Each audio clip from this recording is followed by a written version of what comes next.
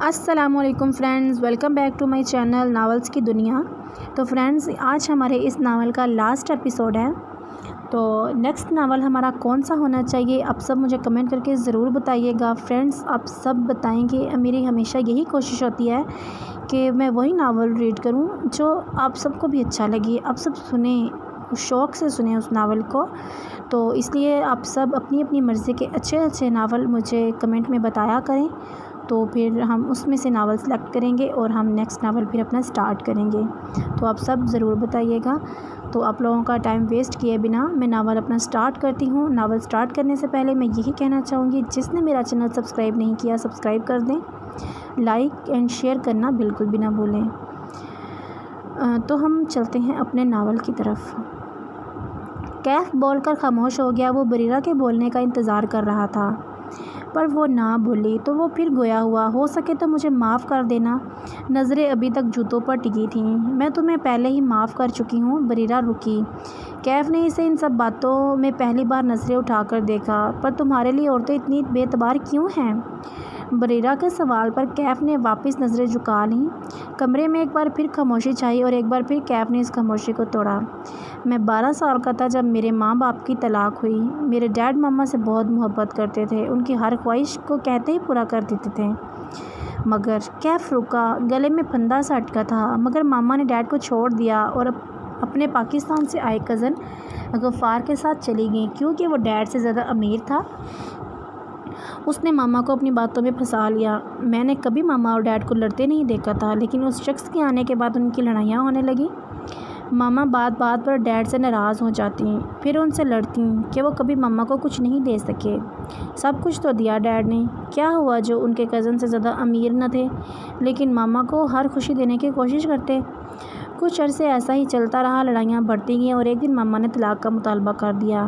Dead نے انہیں سمجھانا چاہا پر وہ نہ مانی اور ڈیڈ سے طلاق لے کر غفار سے شادی کر لی۔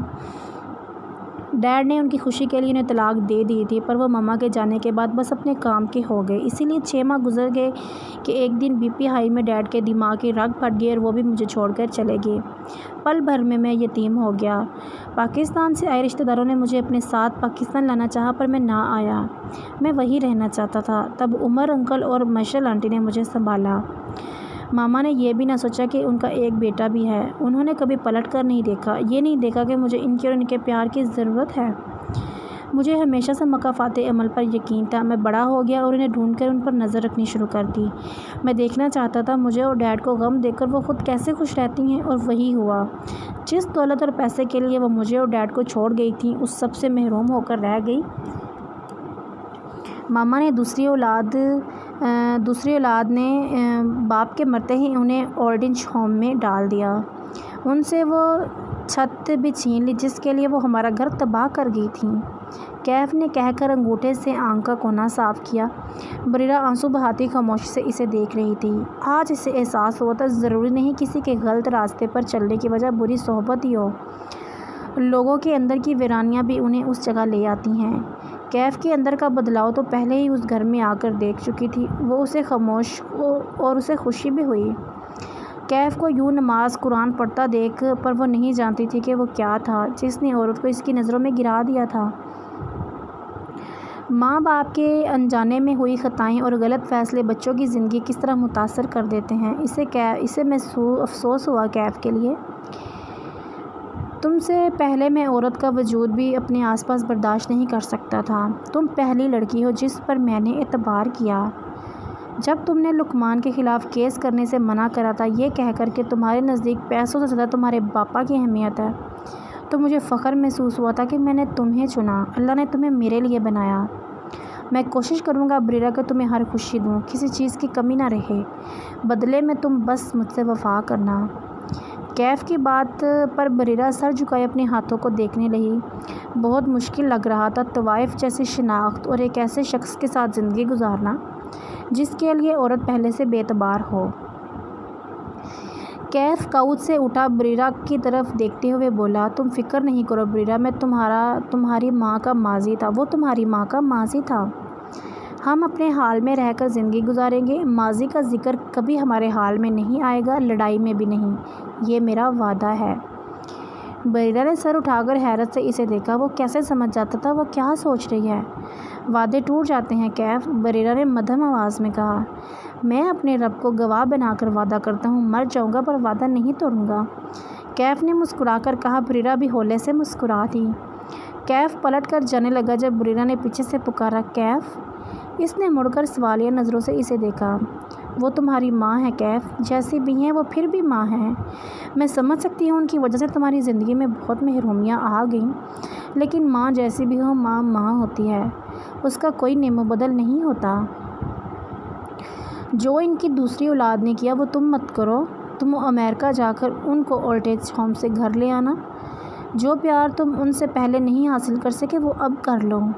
ज़िंदगी तुम्हें एक बार फिर मौका दे रही है। एक बार मौका हाथ से निकल जाए तो आपकी किस्मत, लेकिन दूसरी दफ़ा मौका हाथ से निकल जाए तो आपकी बेवकूफ़ी होती है।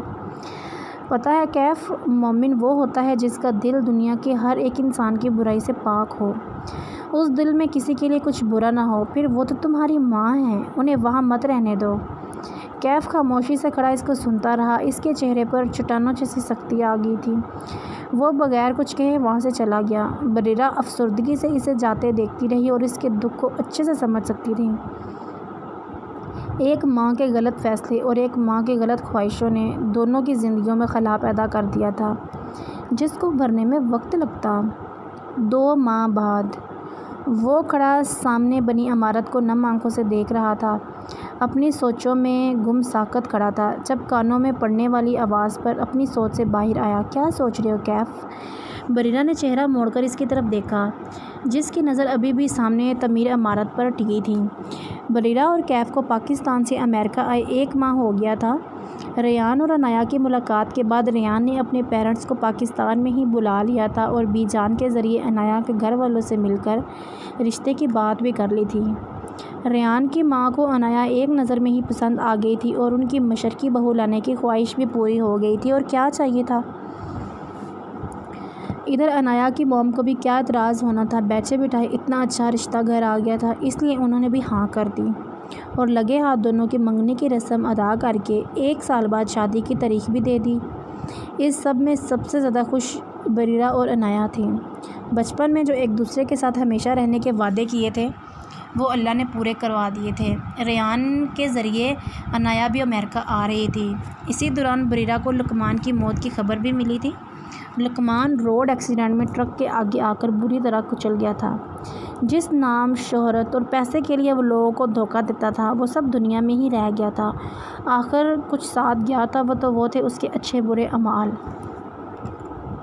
बरीरा को इस बात से कोई फ़र्क नहीं पड़ा था, क्योंकि कोई भी चीज़ उसके पापा को वापस नहीं ला सकती थी। बरीरा ने कैफ से बीजान को साथ ले जाने की बात भी कर ली थी। खुद कैफ का भी यही इरादा था। बीजान का बरीरा के सिवा कोई नहीं था। उनको अकेला छोड़ना कैफ को अच्छा नहीं लगा, इसलिए रेयान के मंगनी के बाद सब अमेरिका आ गए। अमेरिका आते ही कैफ ने सबसे पहला काम अपने निकाह का किया था।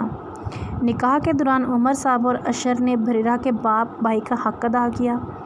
बरीरा को उमर साहब की फैमिली बहुत अच्छी लगी। ताहम यूसुफ की मौजूदगी में वो एक पकीज़ा और खूबसूरत रिश्ते में जुड़ गए। नरगस को भी इसने निकाह में बुलाया था और नरगस से ही इससे ये सब मालूम हुआ कि रेयान ने पाकिस्तान में बिज़नेस मीटिंग के बहाने बरीरा का एड्रेस लिया था कि बरीरा के पास जाकर इसके डैड की भी तज़कियत कर लेंगे। और अब बरीरा को उनके साथ देखकर नरगस ने रेयान की ठीक ठाक खबर ली थी इसके झूठ बोलने पर। बरीरा इन दोनों की नोक चोक देखकर मुस्कुरा दी थी। दुनिया मुकम्मल सी लग रही थी। बस कमी थी तो अबरिश, कैफ की माँ की। वो चाहती थी कि इनके निकाह पर वो भी शामिल हो, लेकिन कैफ कुछ सुनने के लिए तैयार ही न था, और अगर सुन भी लेता तो इग्नोर करता हुआ कमरे से निकल जाता। माँ बेटे के बीच खड़ी इतने सालों की दीवार को गिराना मुश्किल था पर नामुमकिन नहीं, और आज बरीरा इसमें कामयाब हो गई थी। मुझ में हिम्मत नहीं है बरी उनका सामना करने की, कैफ सामने देखते हुए बोला। बरीरा ने हाथ बढ़ाकर इसका हाथ थाम लिया। माँ है वो कैफ, उनके पास जाने में कैसे हिचकिचाहट। बरीरा कैफ की तरफ देखते हुए गोया हुए। अगर वो मेरे साथ ना आई तो? कैफ ने चेहरा मोड़कर बरीरा को देखा। वो आ जाएंगी कैफ अपने बेटे के पास वापस, बरीरा ने मुस्कुराकर कहा। कैफ ने इस बात में सर हिलाया और बरीरा का हाथ थामे सामने बने ओल्ड एज होम के अंदर चला गया। یہ اولڈ ایج ہوم کے اندر بڑا سا سرسبز لان تھا۔ یہاں کئی عورتیں گھاس پر بیٹھی شام کی چائے کا لطف اٹھا رہی تھیں۔ وہیں ایک کونے میں لگی بینچ پر بیٹھی وہ عورت آسمان پر اڑتے پرندوں کو ساکت نظروں سے دیکھ رہی تھی۔ عین اسی وقت کسی کی آواز اس کے کانوں سے ٹکرائی، ماما۔ ابریش نے چہرہ موڑ کر اپنے دائیں جانب دیکھا جہاں وہ اپنی تمام توجہات کے ساتھ کھڑا تھا۔ ابریش خالی نظروں سے اسے دیکھ رہی تھی۔ کیف چلتا ہوا ابریش کے پاس آیا اور اس کے گھٹنوں پر ہاتھ رکھ کر گھاس پر ہی بیٹھ گیا۔ ابریش کی نظریں اس کے چہرے پر تھیں جسے پہچاننے کی کوشش کر رہی تھی۔ ماما، میں کیف، آپ کا بیٹا کیف حیدر، کیف نے اٹکتے ہوئے کہا۔ ابریش یہ نام سن کر شاکڈ رہ گئی۔ کتنے سالوں بعد وہ یہ نام سن رہی تھی۔ جس بچے کو چھوڑ گئی تھی آج وہ ایک بھرپور مرد کی صورت اس کے سامنے بیٹھا تھا۔ ابریش کے ہونٹوں میں جنبش ہوئی اور مدھم سی آواز اس کے ہونٹوں سے نکلی، کیف میرا بچہ، اور عین اسی وقت وہ پھوٹ پھوٹ کر رو دیں۔ اپنا سر کیف کے ہاتھوں میں رکھ دیا۔ مجھے معاف کر دو میرے بیٹے، میں تمہارے اور تمہارے ڈیڈ کے ساتھ بہت زیادتی کی۔ یہی وجہ ہے کہ میں آج تنہا رہ گئی۔ یہ مکافات عمل ہے جو آج میں یہاں ہوں۔ میں تم دونوں کو چھوڑ آئی، آج سب نے مجھے چھوڑ دیا۔ ہو سکے تو اس بوڑھی ماں کو معاف کر دینا۔ وہ سر اٹھا کر روتے ہوئے کہنے لگی تھی کہ اچانک کیف کے سامنے ہاتھ جوڑ دیے۔ یہ کیا کر رہی ہیں آپ؟ کیوں مجھے گناہ گار کر رہی ہیں؟ کیف نے ان کے ہاتھوں کو الگ کیا۔ میں آپ سے ناراض نہیں ہوں مما، بلکہ میں آپ کو گھر لینے آیا ہوں۔ آپ چلیں گی نا؟ کیف نے امید بھری نظروں سے ابریش کو دیکھتے ہوئے کہا۔ ابریش نے نفی میں سر ہلایا۔ میں اس لائق نہیں بیٹا، میری یہی سزا ہے کہ میں اپنی باقی کی زندگی ادھر ہی گزاروں۔ وہ روتے ہوئے بولیں، ڈیڈ بھی مجھے چھوڑ کر اس دنیا سے چلے گئے، اب آپ بھی مجھے اکیلا چھوڑ دیں گی؟ کیف کہہ کر ان کے رونے میں اور تیزی آ گئی۔ وہ روتے ہوئے کیف کے گلے لگ گئیں۔ بریرہ دور کھڑی ان دونوں کو دیکھ رہی تھی۔ آج ماں بیٹے کا دن تھا اس لیے وہ ان کے پاس نہیں گئی۔ ان دونوں کو گلے لگے دیکھ بریرہ نے چہرہ اٹھا کر آسمان کی طرف دیکھا۔ نم آنکھیں اپنے رب کی شکر گزار تھیں۔ آزمائش ختم ہوئی تھی، سب کو اپنے صبر کا پھل مل گیا تھا۔ کیف ابریش سے الگ ہوا، ہاتھ بڑھا کر ان کے آنسو صاف کیے۔ اب اپنی بہو سے بھی مل لیں۔ کیف نے بریرہ کی طرف اشارہ کرا جو کھڑی انہیں دیکھ رہی تھی۔ ابریش نے بریرہ کی طرف دیکھا اور ہاتھ بڑھا کر پاس آنے کا اشارہ کیا۔ بریرہ چلتی ہوئی ان کے پاس آئی۔ اپنی بہو سے ملیں، ہے نا بالکل بندریا جیسی، کیف نے شرارت سے کہا۔ بریرہ نے گھور کر اسے دیکھا۔ ابریش نے اپنی بے ساختہ آمٹ آنے والی مسکراہٹ دبائی۔ نہیں ماشاءاللہ بہت پیاری ہے۔ ابریش نے بریرہ کا ہاتھ پکڑ کر اپنے پاس بٹھایا۔ اللہ تم دونوں کو خوش رکھے، ابریش نے کہتے ہوئے دونوں کو ساتھ گلے لگا لیا۔ بریرہ نے ابریش کے گلے لگے کیف کو دیکھا۔ اس کی آنکھوں میں اشارہ تھا کہ گھر چلو پھر بتاتی ہوں کون بندریا۔ کیف نے ابریش کی کمر کے پیچھے سے اس کا ہاتھ پکڑ لیا۔ بریرہ نے تیکھی نظروں سے اسے دیکھا۔ کیف نے مسکراتے ہوئے آنکھ ماری۔ بریرہ اسے گھورتی دھیرے سے مسکرا دی۔ اب ان کی نوک جھونک اور شرارتیں ساری زندگی چلنی تھی۔ اندھیری رات کے بعد روشنیوں سے بھری صبح نے ان کی زندگیوں میں دستک دے دی تھی اور اب ان کی محبتوں اور خوشیوں کو بڑھتے ہی چلے جانا تھا۔